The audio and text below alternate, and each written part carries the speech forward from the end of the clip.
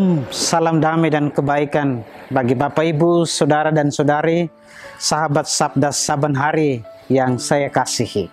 Senang sekali berjumpa kembali dalam ruang renung Sabda Saban Hari pada hari ini, di mana kita memasuki hari Minggu Prapaskah yang kedua. Bacaan-bacaan yang akan kita dengarkan pada hari Minggu Prapaskah yang kedua ini diambil dari Kitab Kejadian bab 15 ayat 5 sampai dengan 12, dilanjutkan dengan ayat 17 sampai dengan 18. Bacaan kedua dari surat Rasul Paulus kepada jemaat di Filipi, bab 3 ayat 17 sampai dengan bab 4 ayat 1, dan bacaan Injil dari Injil Lukas bab 9 ayat 28b sampai dengan 36.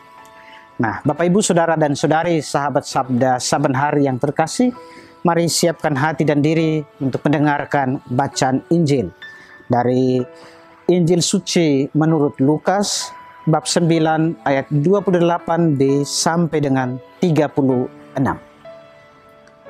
Sekali peristiwa, Yesus membawa Petrus, Yohanes, dan Yakobus lalu naik ke atas gunung untuk berdoa.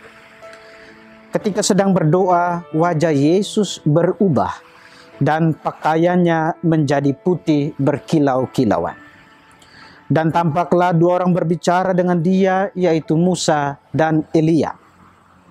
Keduanya menampakkan diri dalam kemuliaan dan berbicara tentang tujuan kepergian Yesus yang akan digenapinya di Yerusalem. Sementara itu Petrus dan teman-temannya telah tertidur, dan ketika terbangun mereka melihat Yesus dalam kemuliaannya, juga kedua orang yang berdiri di dekat Yesus itu. Dan ketika kedua orang itu hendak meninggalkan Yesus, Petrus berkata kepada Yesus, "Guru, betapa bahagianya kami berada di tempat ini. Baiklah kami dirikan sekarang 3 kemah, satu untuk engkau, satu untuk Musa, dan satu untuk Elia." Tetapi Petrus tidak tahu apa yang dikatakannya itu.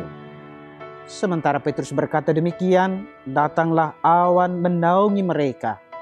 Dan ketika masuk ke dalam awan itu, takutlah mereka.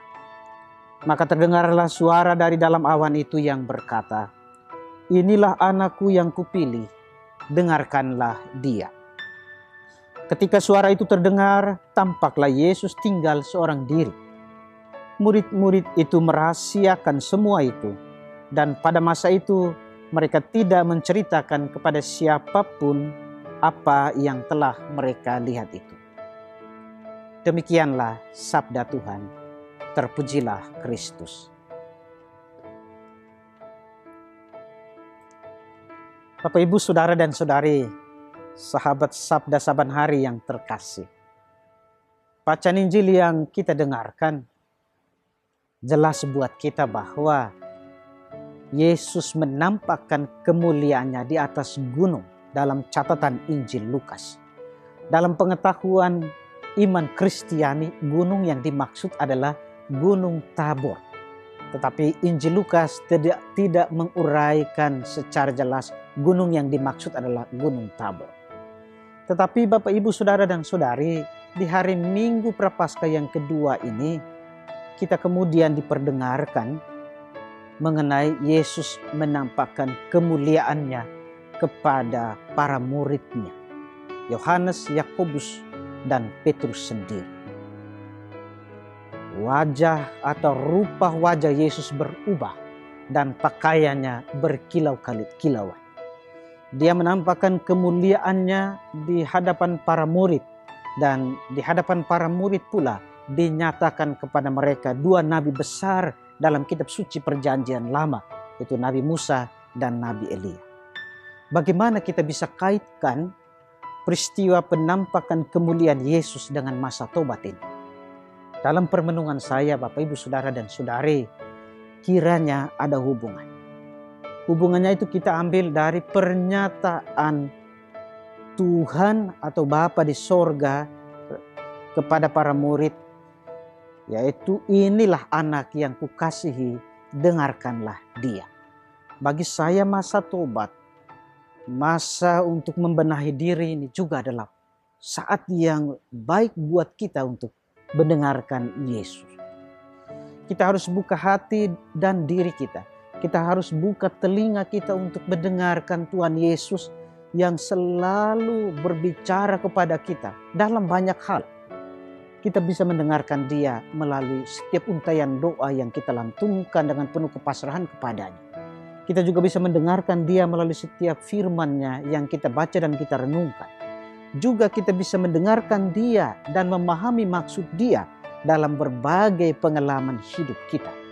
Di balik seluruh peristiwa pengalaman hidup kita, Allah sebetulnya sedang berbicara kepada kita mengenai kehendak kasih-Nya. Kehendak kasih-Nya antara lain adalah kita harus luruskan kehidupan kita, kita harus berbuat baik seturut kehendak. Nah, Bapak Ibu, Saudara dan Saudari yang terkasih, itu hal yang pertama. Hal yang kedua, kita ketika mendengar dengan baik bacaan Injil, maka lalu kemudian juga kehendak yang dimaksudkan khususnya dalam masa tobat ini adalah kita harus turun dari gunung kenyamanan diri kita. Yang namanya kenyamanan atau hal yang membuat kita nyaman dan membuat kita bahagia, kerap kali kita terbuai. Meskipun hal-hal yang memberikan kenyamanan itu menggiring kita untuk semakin jauh dari kehendak kasih Tuhan sendiri. Kita bisa menyebutkan banyak hal yang memberikan kenyamanan, bahkan yang bersifat artifisial. Yang membuat kita kemudian lupa akan apa yang harus kita lakukan sebagai anak Tuhan, sebagai umat beriman yang percaya kepadanya. Kenyamanan-kenyamanan itu misalnya ketidaksabaran, egoisme, individualisme, semangat untuk mau menang sendiri, semangat untuk menyombongkan diri, atau juga melakukan hal-hal yang sebetulnya hanya mendatangkan penderitaan dan kesulitan bagi orang lain. Semuanya demi kepuasan diri kita, semuanya demi kebahagiaan diri kita, semuanya demi kenyamanan diri kita. Maka ketika Petrus ingin supaya mereka tetap tinggal di atas gunung, Yesus menghardik. Lupakan itu. Artinya masa tobat juga adalah saat di mana kita membaharui diri dan tanggalkan hal-hal yang memberikan kenyamanan yang sifatnya artifisial dan sementara saja. Kalau kita mendengar dengan baik bacaan kedua, surat Rasul Paulus kepada jemaat di Filipi bab 3 ayat 19. Itu sebuah teguran buat kita juga. Ketika kita tidak memiliki kesanggupan untuk mendengarkan Tuhan yang selalu berbicara kepada kita dalam setiap momen apapun. Ketika kita hanya mau tinggal dalam kenyamanan-kenyamanan diri, maka kata Paulus, kesudahan dari mereka adalah kebinasaan. Ketika kita tidak punya kesanggupan untuk mendengarkan Dia, melaksanakan apa yang menjadi titah dan kehendaknya, kita mau hanya tinggal di dalam zona kenyamanan diri yang sifatnya sementara saja, maka berarti kita sedang mengarahkan diri kepada kebinasaan. Bapak, Ibu, Saudara dan Saudari tentu tidak mau supaya hancur atau binasa dalam menjalani kehidupan. Mau supaya hidup aman, mau supaya hidup bahagia, mau supaya hidup damai. Caranya adalah dalam masa tobat ini, baharui diri. Dengarkan Dia, tinggalkan hal-hal yang memberikan kenyamanan. Dengan tinggalkan hal-hal yang memberikan kenyamanan itu, maka kita akan semakin mampu untuk menghargai orang lain juga. Kita akan semakin menghormati orang lain sebagai bagian dari diri saya. Kita juga akan semakin mengasihi, semakin care atau peduli, dan semakin bersaksi tentang Allah yang sungguh mulia yang kita alami di dalam kehidupan kita. Mari kita lakukan, semoga masa tobat ini masa yang terbaik untuk membenahi diri. Tuhan memberkati kita sekalian. Amin.